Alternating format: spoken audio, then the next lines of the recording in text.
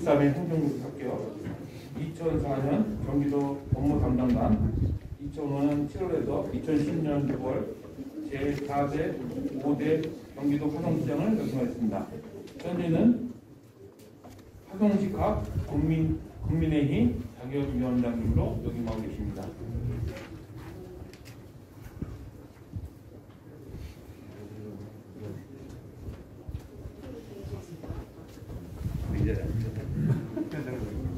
지정석인가 본데요. 시민 제대로 보시겠습니다는 슬로건으로 오늘 최영훈 화성시장 출마 기자회견을 시작하겠습니다. 최영훈 전 시장님 앞으로 모시겠습니다. 인사드리겠습니다.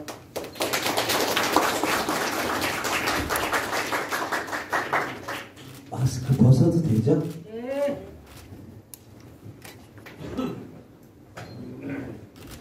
감회가 저는 좀 남다릅니다. 2012년 만에 왔습니다. 사실은 어젯밤에 좀 잠을 못 잤습니다. 그리고 무슨 말씀을 드릴까 해서 글도 서너 번 고치고 나름대로 오늘 언론인 여러분 어떤 마음으로 봐야 되나 사실은 엄숙하면서 긴장도 되고 또 굉장히 우리 고향 화성시에 대해서 저 나름대로 정말 겸손한 마음으로 여러분께 시장에 출마하는 마음을 전해야겠다는 마음으로 이 자리에 왔었습니다. 바쁘신 와중에 특히 언론인 여러분 오늘 화성시 시민의 날인데 함께 해주셔서 감사드리고요. 시민 여러분 많이 초청 안 했는데도 불구하고 이렇게 많이 와주셔서 감사드립니다. 화성시장 출마에 즈음하여 제가 몇 자 적은 거 말씀드리고 그 다음 공약을 개괄적으로 말씀드리도록 하겠습니다. 화성시장 출마에 즈음하여 국민의힘 화성갑 당협위원장 전 화성시장 최영근 드립니다. 3월 9일 대통령 선거를 통해 무능하고 내로남불에 미치기만 민주당 문재인 정권에 대한 정권 교체를 이루었습니다. 6월 1일 지방선거의 승리가 진정한 정권 교체의 완성이 되는 날입니다. 3월 9일 대통령 선거는 국민의 힘이 국민과 소통하고 더 변화하며 더욱더 겸손히 열심히 뛰어야 한다는 민심을 보여준 선거이기도 합니다.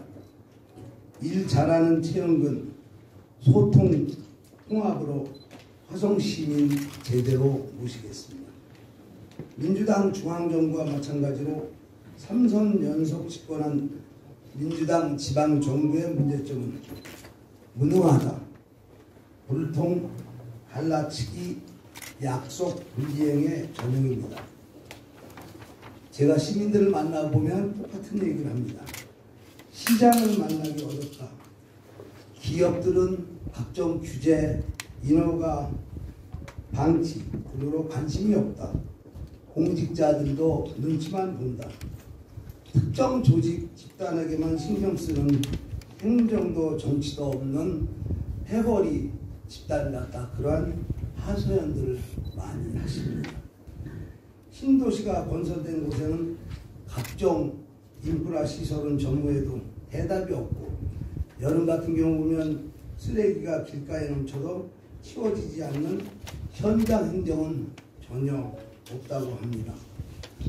제가 2010년도에 시장직을 그만두고 12년이 지났는데 여러분 다 아시다시피 화성시가 올스톱이 됐습니다.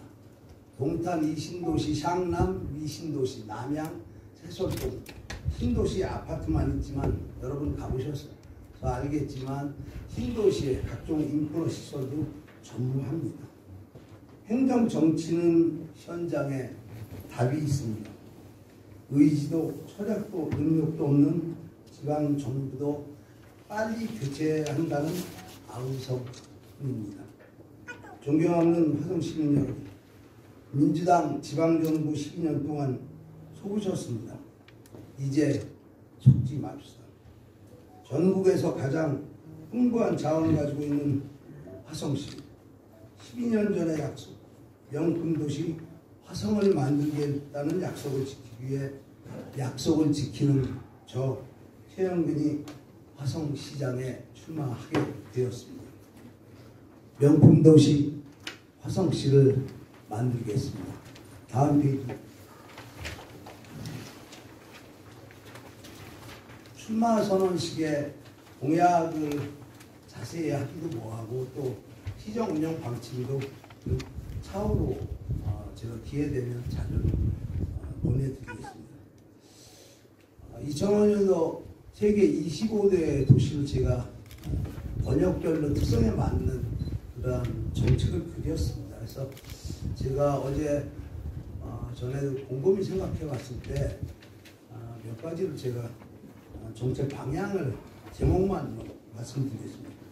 제일 시급한 게 우리 윤석열 대통령 당선자께서 말씀드렸듯이 코로나 위기에 조속한 극복 지원책 수립입니다. 물론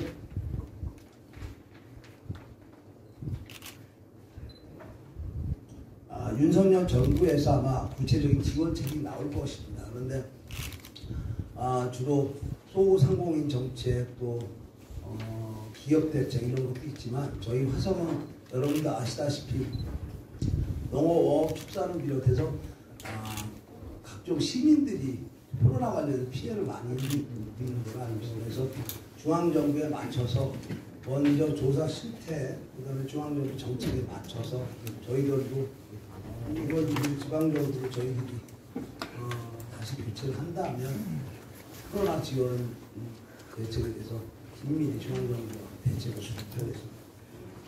두 번째, 교통체계 시설 획기적 조기 수립입니다.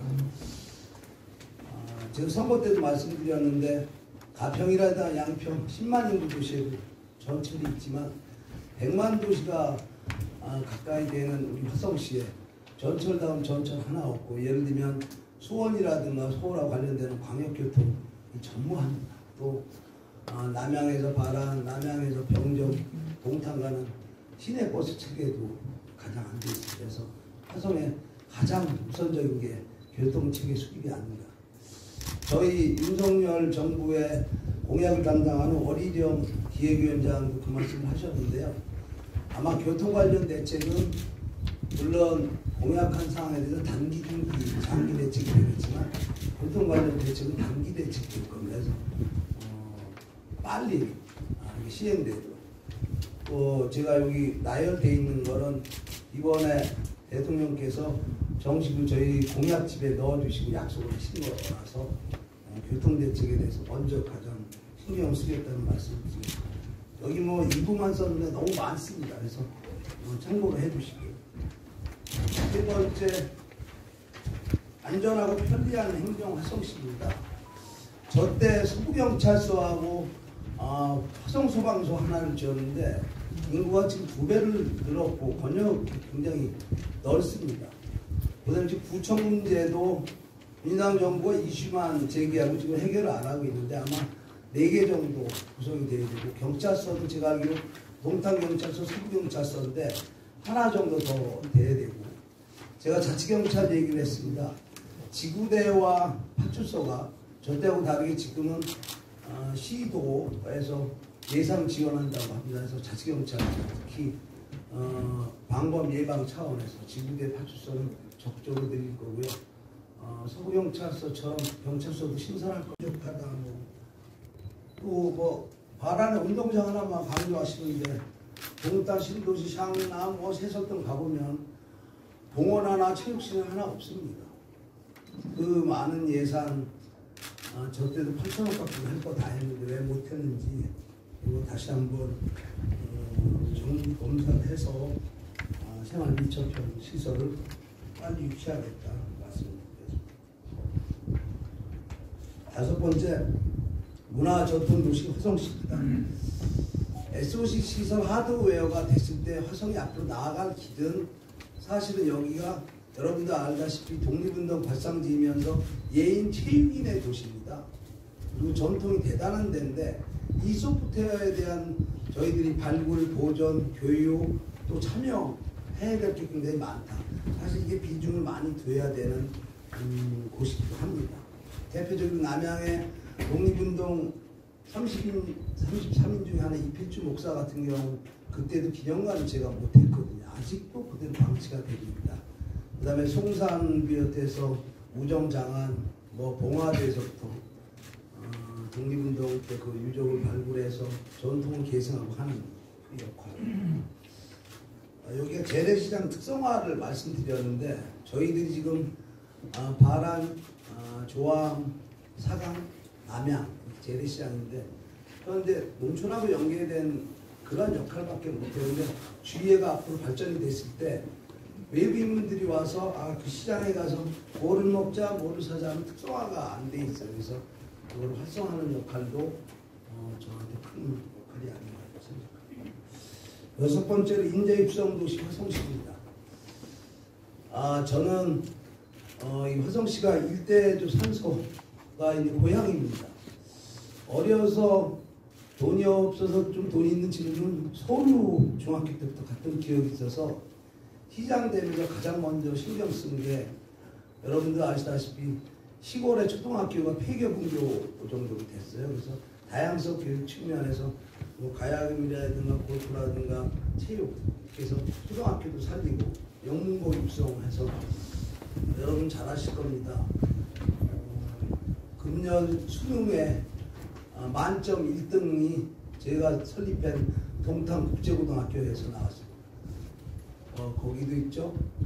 명정고등학교, 공단고등학교, 바람, 화성, 우정장안, 삼계, 송산고등학교, 비봉, 남양, 명문고가 지속적으로 돼야 되는데 안타까운 게 지금 들리는 얘기가 오산은 오히려 표준화해야 되는데 거기는 비평준화로 남겨놓고 올해부터 지금 민주당 정권이 화성을 일괄적으로 획일적으로 표준화한다 그래서 명문고 육성 그 다음에 다양화 측면에서도 이거 살려야 되는데 지역 특성에 맞지 않게 일방적으로 했을 때 문제가 굉장히 커서 요거를 일단은 저희들이 여당이 됐고 일방적으로도 저희들이 교체를 하면 특성화에 맞게 학교 발전시키겠다 그런 측면에서 말씀드리고 제가 서울대학교 쪽하고 고대 쪽에 장학관 기숙사 만드는데 그 당시 임기가 짧아서 이대나 연세대 쪽 그쪽은 못했어요. 그래서 장학관도 크게 해서 일단은 가격도 싸죠. 또 딸 가진 부모들 자식들 걱정 안 하고 하는 걸 아직도 못하고 있더라고요. 그래서 또 장학재단 저때 100억을 해놨는데 지금 얼마나 컸는지 모르겠고 지속적으로 해야 되겠다. 또 안타까운 게 저때 폐교를 살리려고 특성화 교육해서 100명씩 넘던 학교가 다시 폐교 얘기가 나옵니다. 네, 여러분 아시죠? 자기 모교가 없어질 때 그 지역의 커뮤니티가 붕괴가 됩니다. 또 다양성 교육 측면에서도 학교는 살려야 되겠다. 그래서 인재 육성은 사실은 제가 제일 강조하고 신경 쓴 부분입니다. 그래서 여러분들도 많은 좀 관심 좀 가져주셨으면 부탁드리겠습니다. 일곱 번째, 화성은 땅도 넓고 자원이 굉장히 많습니다. 삼성, 현대기아, 대기업 당연하고요. 중소기업이 지금 제가 알기로 저때 3, 4만인데 6, 7만 된다고 하더라고요. 근데 세계적 기술 1위 정도 되는 기업이 10개가 넘습니다. 그래서 사실은 대한민국 일자리 창출의 메카가 돼야 되는데 그런 역할을 지금 경기도 자체도 못하고 있어서 미군 비행장이 온다고 그렇게 10년 동안 떠들고 화성 5천만 평입니다. 근데 장영대장은 제가 공약을 내셨는데 관심을 많이 안 가시더라고요. 미국 실리콘밸리처럼 갈 수 있는 곳인데 저 화성시장 때도 매양리서부터 여러분 잘 아는 정옥항까지 워터프론트로 개발한다고 했을 때 우리나라 대기업이 같이 참여하겠다고 했던 대단한 지역이에요. 그래서 그것을 비롯해서 상남의 제약단지로부터 바이오단지, 동탄의 스마트단지에서 청년들이 스타트업을 할 수 있는 그런 좋은 조건을 가지고 있는 우리 화성. 그래서 일자리 창출에 역할을 하겠다. 아직 여덟 번째는 약자와 동행하는 화성시입니다. 물론 약자 그러면 장애인, 어르신, 여성도 다 포함이 됩니다. 특히 저때 신경 썼던 우리 장애아동, 장애인에 대해서 안타까운 게 동탄의 나래홀도 원래는 장애아동 치료도 중요하지만 그 장애아동이나 부모들이 일자리를 갖는 게 사실 제 바람이었는데 지금 운영이 변질돼서 되고 있더라고요. 그래서 재우치를 찾게 해야 되고 화성호에 스마트팜 저때 계획했던 게 아직도 저기 한데 거기에 사실 일자리 몇만 개를 창설할 수 있습니다. 그럼 장애 아동, 아니 장애 청소년 어르신, 우리 일반 어르신하고 같이 일할 수 있으면 서로 다 협동도 하고요. 그런 일자리 창출도 신경을 쓰겠다. 장애인들 이동권. 저때 전국 최초로 유니버설 디자인 조례를 만들었는데 이게 지금 과연 얼마나 전국에 퍼지고 있고 화성은 얼마나 공공시설부터 민간 새로 짓는 시설까지 유니버설 디자인이 되고 있는지 이거는 화성시의 문제가 아니고 약자를 위해서 꼭 해야 됩니다. 저는 그렇게 생각하고 있습니다. 마지막으로 다들 관심을 가지시는데 서구 지역만 대접을 안 해준다 그 얘기야. 근데 동탄 가봤더니 거기도 전혀 신경을 안 쓰고 있더라고. 말은 동탄시장이라고 하는데 특히 서구 지역 미군 비행장 질문을 많이 당연히 못 온다. 그러면 일부에서 뭐 여론 조성하려고 특정 지역하고 이렇게 막 이강을 시키시더라고요. 제가 알기로 충청도 여러 지역에서도 공항을 유치하려고 하는 데가 많습니다. 옮기는 거는 찬성하지만 화성 내 또 다른 데는 안 되고 유치 원하는 지역으로 가야 된다.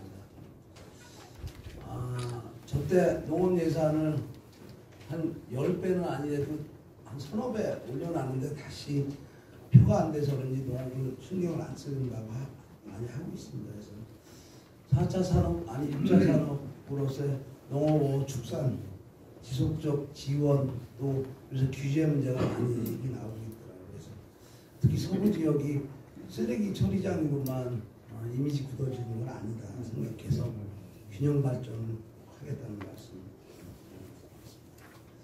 장황하게 말씀드렸는데 앞으로 시정 방향이나 여러 가지 공약은 권역별로 자세히 나오게 될 것입니다. 네, 자료를 보내드리겠습니다. 감사합니다.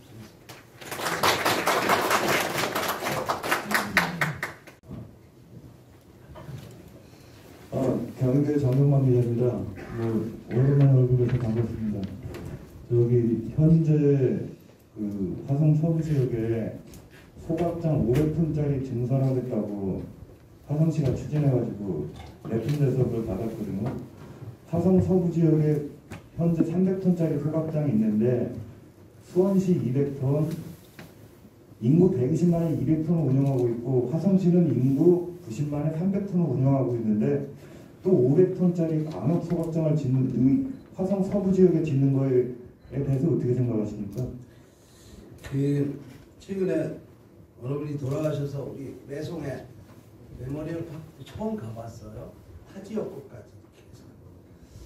특히 이제 보니까 하가등리에 있었던 쓰레기 조각장 증설하면서 어느 특정 지역에서 유치하겠다.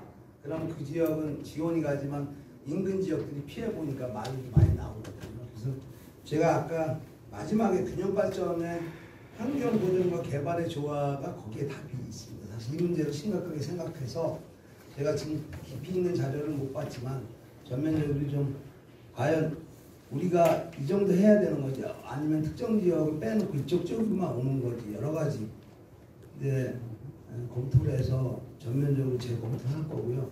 저는 이런 스타일입니다. 윤석열 당선인을 좋아하는 게 정면 돌파거든요. 있는 그대로. 이게 표를 생각하고 막 꼬다가 보면 뒤틀립니다. 그래서 이 문제는 제가 심각하게 생각하고 있다. 그래서 전면적인 반드시 뭐가 옳은 건지 꼭 필요한 건지 필요하면 여론 문매 맞은 가오 갖고 다 주민들하고 소통하면서 답을 내겠습니다. 그래서 맨 마지막에 제가 수상드리면서 답변드리겠습니다. 네. 오랜만에 뵙습니다. 경기 타임뉴스의 박봉석 기자입니다. 이거는 제가 질문은 화성 시민이고 기자이기 때문에 여쭌 거니까 개인적인 감정은 없다는 사실을 인지해 주시고 답변을 좀 부탁드리겠습니다.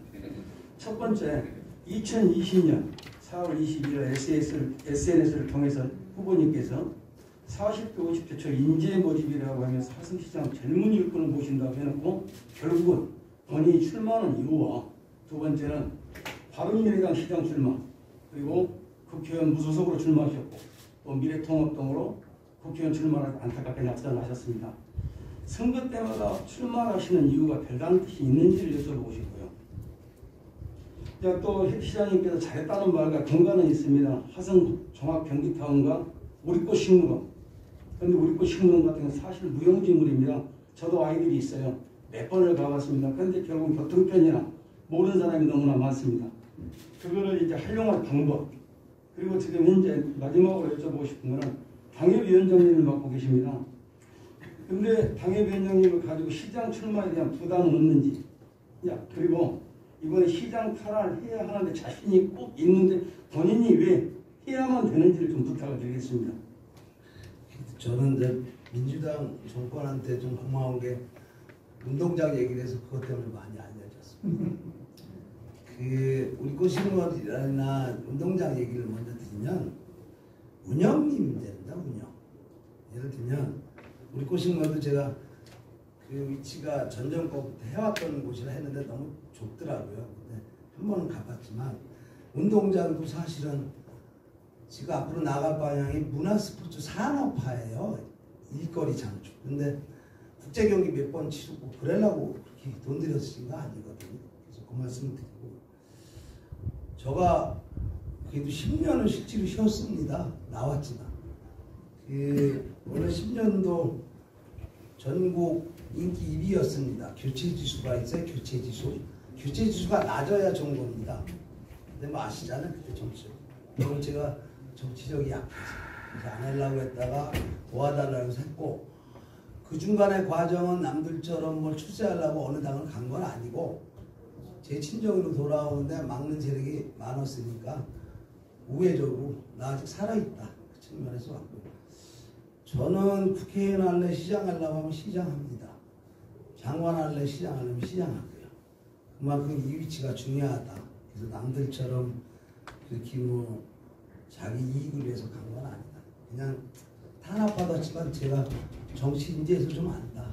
그렇게 대답을 지금도 작년 국회의원 면접 받을 때 우리 면접관들이 놀라시더라고요. 제가 무슨 말을 했냐면 저 이제 브릿지 역할 하겠습니다 했어요. 브릿지. 우리 보수 우당은 인재를 안 키워요. 제가 46살 때 서기관 때 시장했거든요.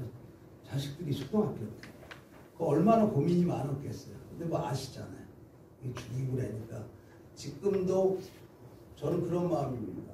화성이 저 때 틀이 잡힌 게 다시 옛날로 돌아갔어요. 그 당시는 샹남 장안반도, 남양반도, 병전반도, 세계반도 파벌 때문에 아무것도 전임시장이 못했는데 지금 제 고향이 10개로 유리하게 찍혀 있습니다. 동탄안, 동탄도, 병정, 봉담 이건 아니다. 그래서 저도 이제 농담이는 44이라고 하는데 한갑이 지났어요. 틀 잡고 여기에 있는 우리 시의원을 비롯해서 시민들 앞으로 여기서 시장도 나오고 국회의원도 나와야 돼요. 그래서 제가 그때 후배들 키워주겠다는데 뭐 화성이 워낙 어렵잖아요. 대통령 선거를 이겨도 제일 어려운 데가 수원 화성이라고 합니다. 아시잖아요. 여기 왜냐면 신도시가 많아서. 그래서 당에서도 또 부름도 받았고 제가 그 역할을 마지막 하겠다. 각오로 후배들 키워줄 겁니다. 저는 그런 미련도 없고 사실.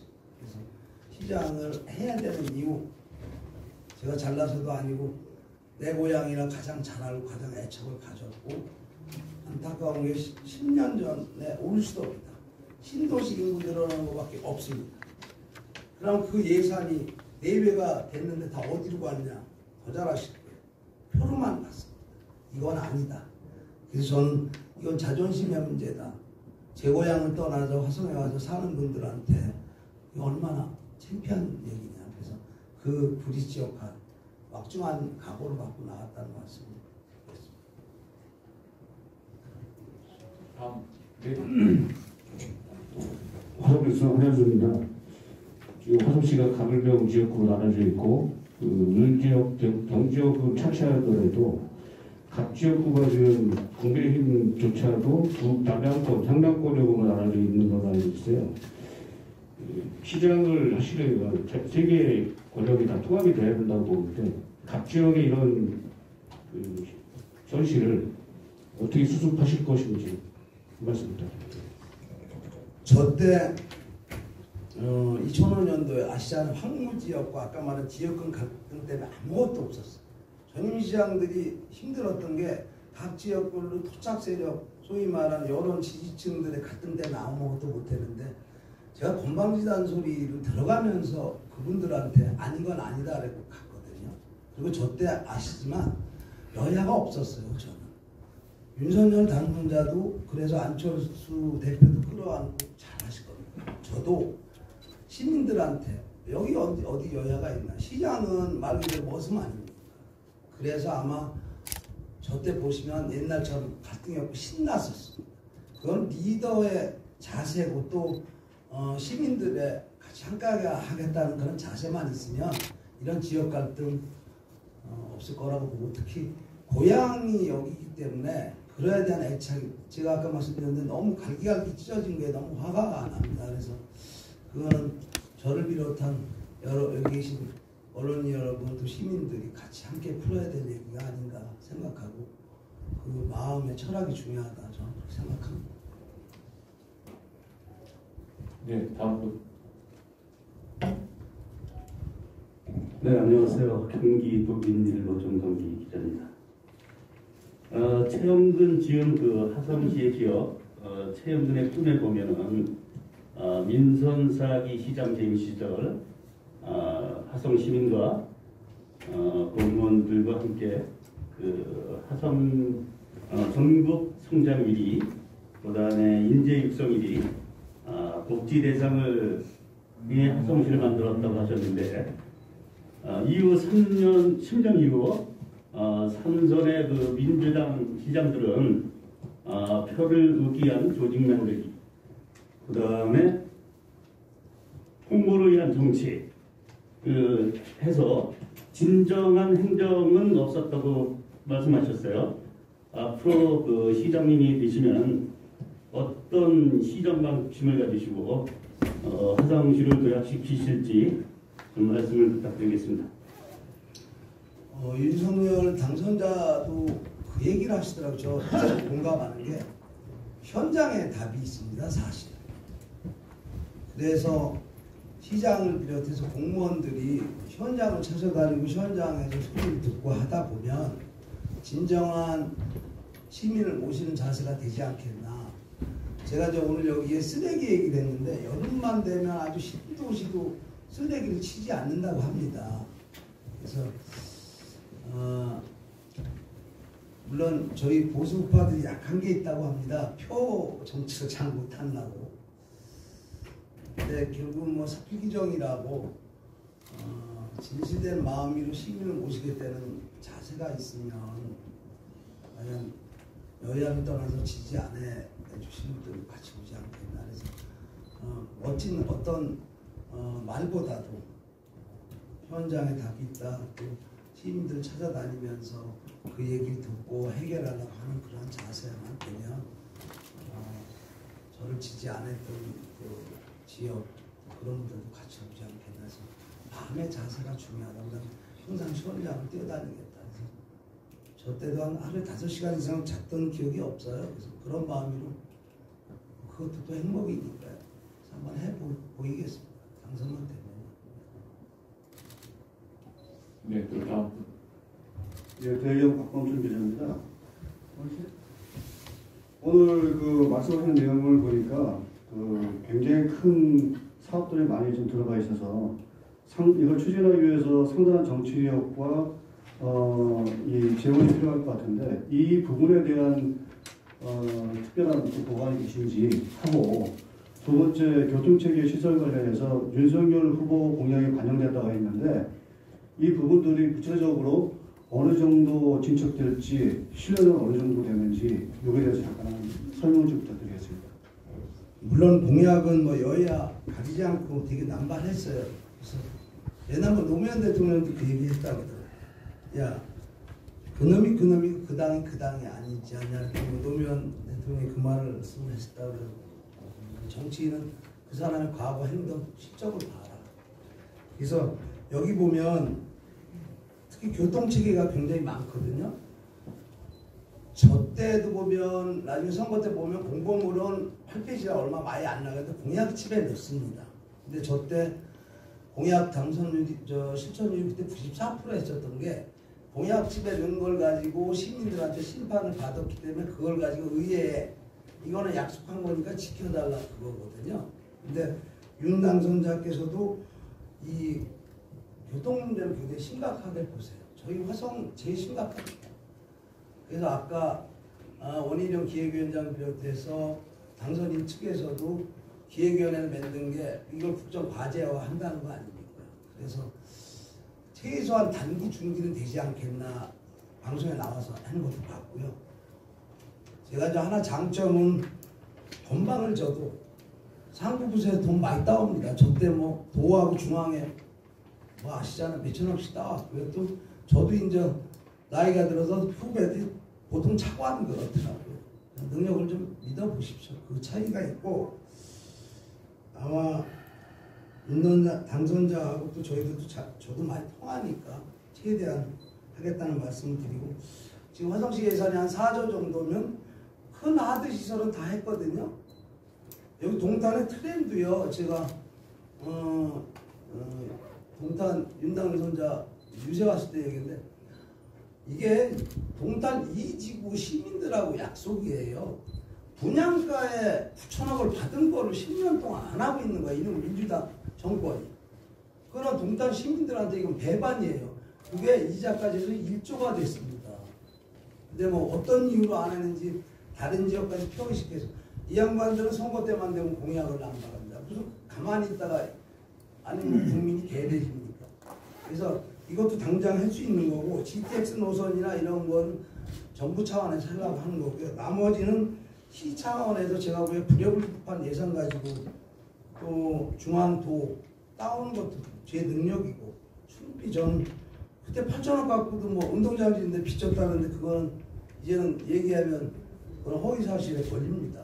그때 재정자립도가 64%가 넘었는데 충분히 가능하다. 화성시는 예산이 풍부해서 제가 우선순위 또 권역별 특성에 맞게 한번 해보겠습니다. 네, 마지막으로 한 분 더 받고 질의응답 시간 끝내겠습니다. 없으신가요? 네, 그러면은 질의응답 시간 마치겠습니다. 멈춰진 화성 발전 다시 이끌 사람 누구겠습니까? 화성에 나온 이제 적임자 최영건이 아닌가 생각됩니다. 오늘 여러 행사에도 귀한 시간 들이신 언론 여러분께 감사드리고 또 참석해 주신 화성 시민 여러분 감사드리겠습니다. 잠시 우리 화성 시장님 모시고 기념 촬영 있겠으니